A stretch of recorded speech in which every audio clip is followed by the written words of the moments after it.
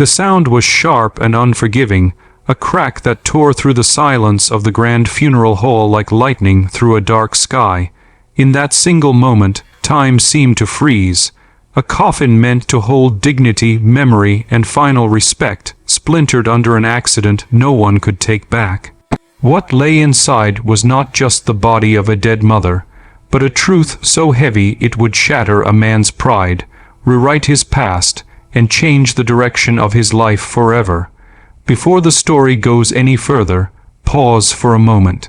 If you believe in kindness, in second chances, and in the idea that even the smallest human being can change a powerful life, take a second to like this video, share it with someone who believes in humanity, comment your thoughts, and subscribe to the channel. Your support keeps stories like this alive. The funeral belonged to one of the city's most powerful men, a self-made millionaire whose name was known in boardrooms, newspapers, and charity galas, yet strangely absent from the quiet moments of human warmth. He had risen from nothing, or at least that was the story he told the world. His wealth had bought marble floors, towering glass offices, and a life of control. What it had not bought him was peace. His mother had died quietly in a small hospital room, far from the luxury he could easily afford, and now her body rested in an imported coffin, worth more than most people earned in years. The funeral hall was immaculate, cold and grand, filled with polished wood, soft lights, and guests dressed in black, whose tears felt rehearsed rather than real. Among the many invisible people working that day was the cleaner. She was a middle-aged woman with tired hands and a back bent from years of labor. Her uniform was plain, her shoes worn thin, and her presence barely acknowledged. She moved carefully across the marble floor, cleaning after guests, wiping surfaces no one else noticed, trying not to exist too loudly in a place meant for important people. She had been assigned to tidy the side area near the coffin before the next group of mourners arrived. The weight of responsibility made her hands shake, because she knew one mistake in a place like this could cost her the job she desperately needed. As she reached to adjust a decorative stand beside the coffin, her foot slipped on a polished patch of floor. The stand fell, striking the side of the coffin with a force that echoed through the hall. The wood cracked, then split. A gasp rippled through the room. The cleaner froze, her breath trapped in her chest as the damage revealed what should never have been seen. Inside the coffin lay the body of the millionaire's mother, but what caught everyone's attention was not her face. It was the simplicity of her burial. Beneath the expensive outer shell, the inside was lined with worn cloth, carefully stitched and mended in places.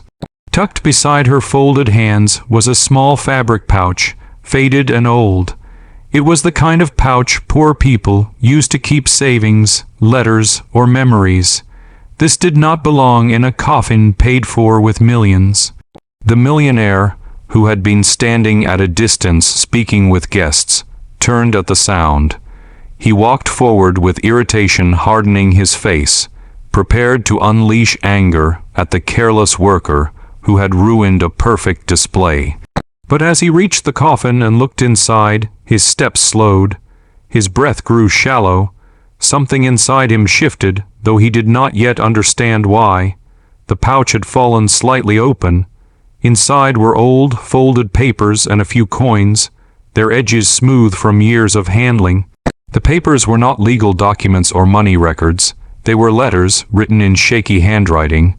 As the staff stood frozen and the cleaner trembled in silent fear, the millionaire reached out and took one letter, his fingers suddenly unsure, as if touching it might burn him.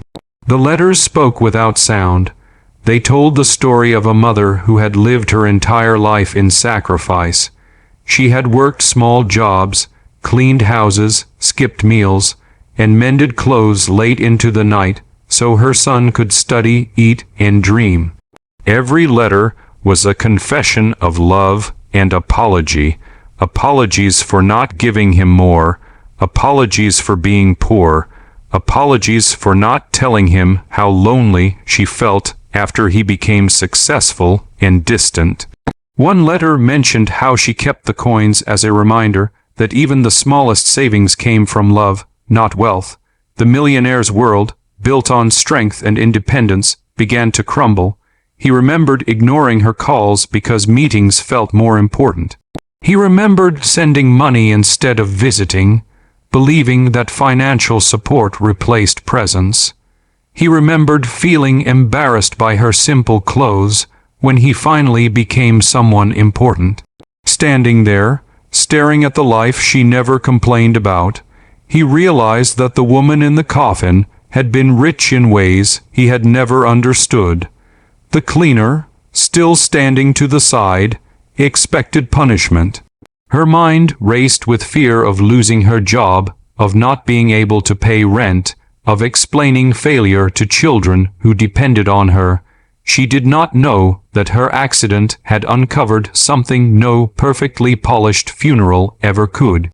The funeral hall no longer felt cold to the millionaire. It felt heavy, alive with regret.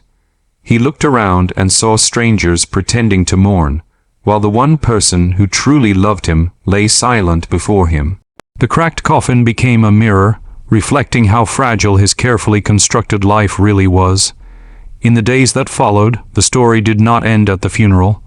The millionaire ordered the coffin repaired, but he did not replace it with something more expensive. Instead, he insisted the inner lining remain as it was, worn and honest. He arranged for the letters to be preserved, not hidden away, but kept as a reminder of who he had been and who he needed to become. The cleaner was not fired. Instead, she was called into an office she had never imagined entering. She stood nervously as the millionaire listened to her story, not as an employer judging a mistake, but as a human being recognizing another. He learned that she, too, was a mother who sacrificed silently, cleaning other people's spaces while her own life remained unseen. In her fear and humility, he saw his own mother reflected. From that day forward, his life changed in quiet but powerful ways. He began visiting the small neighborhoods he once avoided, funding education not as a public display but as a personal mission. He spent time with people, listening instead of leading, learning instead of commanding. He created programs for workers like the cleaner, offering fair wages, respect, and security, not because it looked good, but because it felt right. If this story is touching your heart right now, take a moment to let us know. Stories like this carry meaning when they are shared, felt, and remembered. Your engagement helps these messages reach others who might need them. The cleaner continued her work, but her life slowly grew lighter. She was treated with dignity, not fear.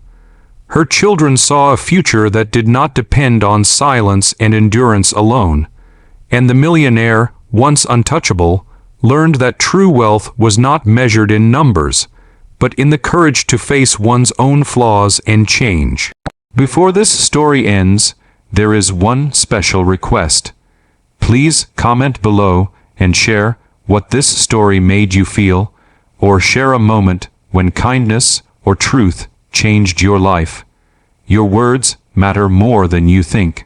At the grave, as the earth closed over the coffin, the millionaire did not stand apart anymore. He stood close, not as a powerful figure, but as a son finally present. The crack in the coffin had healed something far deeper than wood. It had opened a heart that money never could, proving that sometimes it takes a broken moment to reveal the most powerful truth of all.